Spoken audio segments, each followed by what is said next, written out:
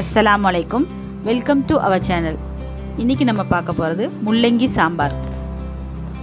அதுக்கு முன்னாடி என்னோடய சேனல் நீங்கள் தான் ஃபஸ்ட் டைம் பார்க்குறீங்கன்னா சப்ஸ்கிரைப் பண்ணிக்கோங்க, பெல் பட்டன் அமைக்கிக்கோங்க. அப்போ தான் நான் போடுற வீடியோ உங்களுக்கு நோட்டிஃபிகேஷனாக வரும். முள்ளங்கி சாம்பாருக்கு தேவையான பொருட்கள்: பருப்பு ஊற வச்சு எடுத்துக்கிறோம், பூண்டு ஒரு 10 பல் போட்டுக்கிறோம், வெந்தயம் 1/4 ஸ்பூன், சீரகம் 1/4 ஸ்பூன், சோம்பு 1/4 ஸ்பூன், தேவையான அளவு தண்ணி ஊற்றிக்கிட்டு 2 ஸ்பூன் நல்லெண்ணெய் ஊற்றிக்கிறோம். நம்ம ஏன் வெந்தயம் சீரகம் சோம்பு எல்லாம் போட்டுக்கிறோன்னா, ஒரு சிலருக்கு சாம்பார் சாப்பிட்டா வயிறு உப்புசமாக இருக்குது, நெஞ்சு எரியுதுன்னு சொல்லுவாங்க. அந்த மாதிரி பிரச்சனைலாம் இந்த சாம்பார் சாப்பிட்டா வராது. தக்காளியை நம்ம நல்லா பொடிசாக கட் பண்ணி வச்சுருக்கோம். முள்ளங்கி ஒரு 1/4 கிலோ எடுத்து கட் பண்ணி வச்சுருக்கோம். இஞ்சி பூண்டு கொஞ்சம் நல்லா தட்டி எடுத்து வச்சுருக்கோம். வெங்காயம் ஒரு 2 ஸ்லைஸ் பண்ணி வச்சுருக்கோம். எதுக்கு சாம்பாருக்கு இஞ்சி பூண்டெல்லாம் தட்டி வச்சுருக்காங்க அப்படின்னு கேட்காதீங்க. அது எதுக்காகனா, முள்ளங்கியோட ஸ்மெல் ஒரு சிலருக்கு பிடிக்காது.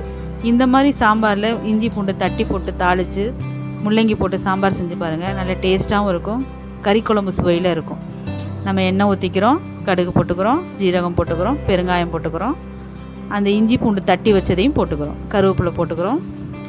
எல்லாம் நல்லா பொன்னிறமாக வதங்கி வரும்போது வெங்காயம் ஸ்லைஸ் பண்ணி வச்சுருக்கிறத போட்டுக்கிறோம். அதுவும் நல்லா வதங்கினதுக்கப்புறமா நான் ஒரு 4 தக்காளி எடுத்து நல்லா பொடிசாக கட் பண்ணி வச்சுருக்கோம். அதையும் போட்டு உப்பு போட்டு நல்லா வதக்கிக்கிறோம்.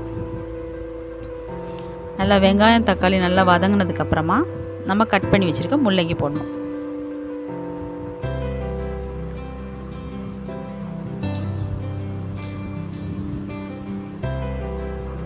இந்த மாதிரி சாம்பார் செஞ்சு சாப்பிட்டிங்கன்னா முள்ளங்கியோட ஸ்மெல்லே வராது, எல்லோரும் விரும்பி சாப்பிடுவாங்க. மஞ்சத்தூள் 1/4 ஸ்பூன் போட்டுக்கிறோம், ஜீரகத்தூள் 1 ஸ்பூன், மிளகாத்தூள் 1 ஸ்பூன், தனி மிளகாத்தூள் 1 ஸ்பூன் போட்டு வதக்கி விட்டுட்டு கட் பண்ணி வச்சுருக்க முள்ளங்கியை போட்டுக்கிறோம். போட்டு நல்லா முள்ளங்கி நல்லா பெரட்டி விட்டுட்டு தேவையான அளவு தண்ணி ஊற்றி நம்ம நல்லா முள்ளங்கி வேக வச்சுக்கிறோம்.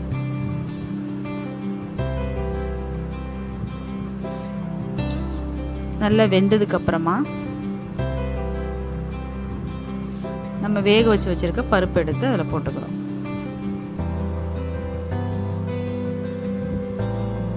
முள்ளங்கி சாம்பார் தானே எல்லோரும் செய்கிற மாதிரி இருக்கும் அப்படின்னு நினைக்காதீங்க. இது வித்தியாசமான முள்ளங்கி சாம்பார். சாப்பிட்டு பாருங்கள், நல்ல வாசமாக இருக்கும். முள்ளங்கியோட ஸ்மெல்லும் தெரியாது, வயிறு உப்புசம் வராது, நெஞ்சு எரியாது, எதுவும் பண்ணாது. மல்லித்தலை போட்டு முடிச்சுக்கிறோம். இதே மாதிரி நீங்களும் செஞ்சு பார்த்து எப்படி இருக்குன்னு எனக்கு கமெண்ட்ஸில் சொல்லுங்கள். அஸ்ஸலாமு அலைக்கும்.